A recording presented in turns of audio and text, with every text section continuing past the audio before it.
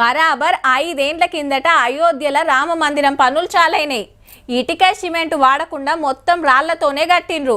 రామయ్య గుడి కడుతున్నాం, మీరు సుత ఆసరా కావాలని కోరితే దేశం అంతటికెళ్ళి భక్తులు చందాలు చదివిచ్చిండ్రు. అనుకున్నట్టే 3 ఏండ్ల పనులు ఓడిపించుడు, 2 ఏండ్ల కింద ఓపెనింగ్ చేసుడు, దినం వేల మంది దర్శనం చేసుకునుడు నడుస్తుంది. ఇక ఎలగి పండుగ ఇట్లా తిప్పంగానే చిన్నగా మీదికోయింది కాషాయం జెండా. అది ఇంత ఇంత పోతంటే భక్తుల సంబరం చిన్నగా లేదు.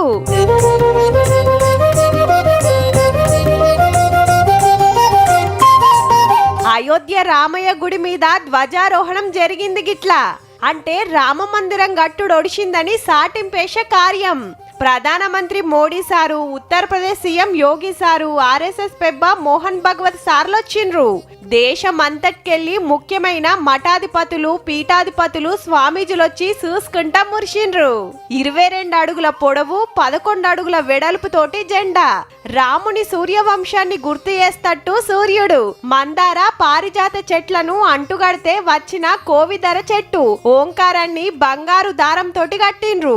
గుజరాత్ రాష్ట్రం అహ్మదాబాద్ లా ఓ కంపెనోళ్ళు 25 రోజులు కష్టపడి తయారు చేస్తే రాముల వారు పుట్టిన అభిజిత్ లగ్నంలో నడిచింది ఈ కార్యం.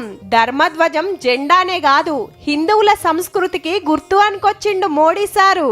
राम यानी आदर्श, राम यानी मर्यादा, राम यानी जीवन का सर्वोच्च चरित्र. దీనికి ముందే రామ మందిరం చుట్టుగట్టిన గుళ్ళు తిరుక్కుంటా శ్రీరాముని దగ్గరకొచ్చి పూజలు చేసిండు.